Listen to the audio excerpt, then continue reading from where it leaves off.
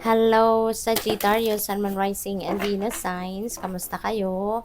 Sana po'y nasa mabuti kayong kalagayan. Welcome back po sa Star Tarot. At kung bago kayo rito, welcome din po kayo. Please subscribe, like, share my videos, and leave me a comment po kung naka-resonate po kayo. Thank you. Tingnan natin ang mga messages and energy surrounding your money, career, and finances, general life, and relationships, love life, mga ganon for the month of December. First message po ninyo, we have the Queen of Swords. So, ano ito? Communication, Sagittarius, maybe you're having trouble or struggling siguro kayo sa pag-communicate. Siguro nahihirapan kayong mag-express ng sarili ninyo, nahihirapan siguro kayo na magsalita. About the truth, yung mga ganon, feeling ko, reminder ito para sa inyo na lakasan ninyo ang inyong loob dito at makipag-communicate kayo ng malinaw, effectively, efficiently, and clearly, no? So, yun. Kasi baka nandoon yung problema. Baka hindi kayo nakakapag-express ng sarili ninyo ng malinaw, or maaaring nasa shy kayo, natatakot kayo, or for whatever reason. So, we also have 10 of Cups. Wow, this is happy family, domestic bliss. This is wish fulfillment. Meron ditong kasiyahan, love, ano pa ba? This is also about love. This is also about harmony, and wala nang wala nang away, no? Dito sa pamilya. May contentment na kayo dito. May contentment, meron kayong satisfaction din sa kung ano ang meron kayo, and also success, no? Nagkaroon na kayo rito or nakuha nyo na yung financial and material success. Kaya lahat kayo, no, maaaring nararanasan nyo na yung kasaganaan sa pera, kasaganaan sa material na bagay, yung ganon. Ang maganda rito, yung relationship, no? Yung relationship ng bawat isa sa pamilya ay masaya, maganda dahil kayo ay nagkakaintindihan, dahil kayo ay nagkakaroon ngayon ng magandang samahan, no? And siguro itong problema ninyo sa pagsasalita or sa pag-express ng sarili ninyo, yan ay matutulungan kayo ng iba ninyong kapamilya, at yan ay masosolve ninyo. Kaya kayo magkakaroon ng magandang usapan na because of that, no? Dahil siguro ma-overcome mo na yung pagiging mahiyain or yung pagiging takot, no, sa pag-express ng sarili. Baka yun ay ma-overcome nyo na. So, what else? We have the Page of Wands. Page of Wands is about news, information, mga ganon. Merong paparating, no, na magandang balita. Merong paparating na oportunidad dito, specifically for some of you. And that could be related to trabaho, career, business, investments, no? O pwede rin na meron ditong siguro hobbies ninyo. Baka ang tawag dito, baka mapagkakakitaan nyo na ngayon yung mga hobbies ninyo, ano? So, maaring merong oportunidad dito na dadating na may offer, no? Para maano ninyo, magawa na ninyo kung ano man ang inyong passion. So, what else? We have the 7 of Pentacles. So, meron kayong hinihintay, no? Naghihintay, yun, nag-iisip siya, kailan kaya dadating, 'di ba? So, maaring, ito yung fruit of your labor. Kasi, nandito ka, chine-check mo. This represents you, by the way. So, chine-check mo yung mga bunga ng iyong pagtatrabaho at pagsisikap. At ito yon, no, yung mga bunga ng inyong itinanim. This is the pentacles, no? Ito yung mga stars na yan. Those are the bunga. So, tinitignan-tignan mo, siguro nagre-re-evaluate kayo sa ngayon ng kung ano ang mga nagawa ninyo. Tinitignan ninyo ngayon, ina-assess ninyo ang inyong sarili. Ano na ngayon ang mga nangyari sa ginawa mo? Ano na yung resulta ng mga pagtatrabaho mo, 'di ba? Yung mga ginawa mong pagsisipag at lahat, no? So, ngayon, chine-check mo kung ano na yung resulta nito. Kaya maaring ayan, tinitignan-tignan mo siya, no? So, you are asking siguro, kailan kaya ito, 'di ba?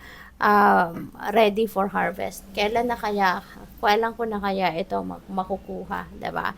So, just be patient, okay? Isang paalala din 'yan ni Seven of Pentacles. Be patient, okay? And learn to wait. Kasi lahat naman nangyayari according to the divine order and timing, 'di ba? Kaya the more na marunong kang mag-antay, marunong kang magpasensya, mas maganda, mas bongga ang pupwedeng ibigay sa'yo ng universe, no? So, tignan natin kung ano pa ang mga mensahe ninyo naman pagdating naman sa inyong karera, trabaho, pera. We have money matters, expense, cut cost, resource plan ahead, make an informed choice, invest your money wisely. Okay? Napakagandang reminder para sa inyo na gamitin mo yung pera, no? Invest your money, pero hindi yung basta-basta lang kayong mag-i-invest ng pera. Kailangan pag-aralan ninyo, tignan ninyong maigi kung anong investment scheme ang papasukin ninyo. Okay? So, paalala ito sa inyo na there could be opportunities na dadating, there could be opportunities na lalapit sa inyo, pero kailangan naman ninyo itong kailangan ninyo itong imbestigahan, i-research, no? Huwag kayong basta-bastang mag-i-invest ng pera na hindi ninyo masyado kabisado kung ano ang kalakaran nito. Okay? Kasi sayang. So, you have fast changes. Things happen suddenly, in a short period, and in a hurry. Ayan. So, mabilisan, mga kaganapan, mabilisan ang mga pangyayari, mabilisan ang mga ganap, no? Pagbabago, pagpasok ng opportunity, mabilis, no? Yung transition. Kaya, siguro, kailangan maging maingat kayo, maging maingat at maging fearless din kayo, fearless and bold, kasi maaring once in a blue moon, no? Once in a lifetime, kumbaga, no, ang papasok na opportunity sa inyo. So, pag-isipan mabuti, yun ang lagi kong naririnig ngayon. So, tignan natin kung ano pa naman ang mga, hindi pa pala tayo tapos, isa pa pala. Alright, so we have home-based. Home is the harbor of the soul. It's the safest place you can be. Change your environment. Alright? Siguro ang iba sa inyo dito, baka magtatrabaho kayo sa bahay, work from home, or maybe you have a home-based business. So, napakaganda kasi we have Page of Wands. So, this could be opportunities, 'di ba? Na po pwedeng at the same time nagtatrabaho ka sa kunyari empleyado ka and you're working from home, and at the same time may home-based business ka, 'di ba? So you can do that at home at the same time. So good luck sa iyo. So tignan natin kung ano pa yung mensahe para kay Sag. We have spiritual growth. Ayan. So, expanding the soul, learning. Marami kayong matututunan sa ngayon, Marami kayong lessons that you're going to learn at this time. Marami din kayong siguro mga self-discovery din ito. Sagittarius. Siguro, marami kayong time sa ngayon para kayo ay magnilay-nilay, magmuni-muni sa bahay, at marami kayong madidiscover about yourself, no? Pwedeng mga talents mo to, skills mo, gifts mo, no, na hindi mo alam before na meron ka pala nito, no? At dito sa marami kang oras sa sarili mo sa ngayon, siguro yan madidiscover mo na, teka lang, 'di ba? Meron pala akong ganito, gifted pala ako, something like that. So, what else? We have dating queen. Wow.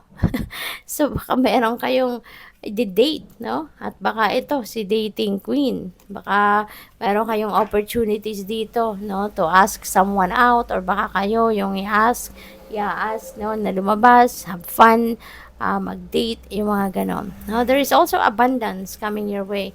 Baka hindi lang ito pera, no? Baka hindi lang ito abundance of money, but maybe this is also abundance of attention, abundance of laughter, abundance of love. So, courting man.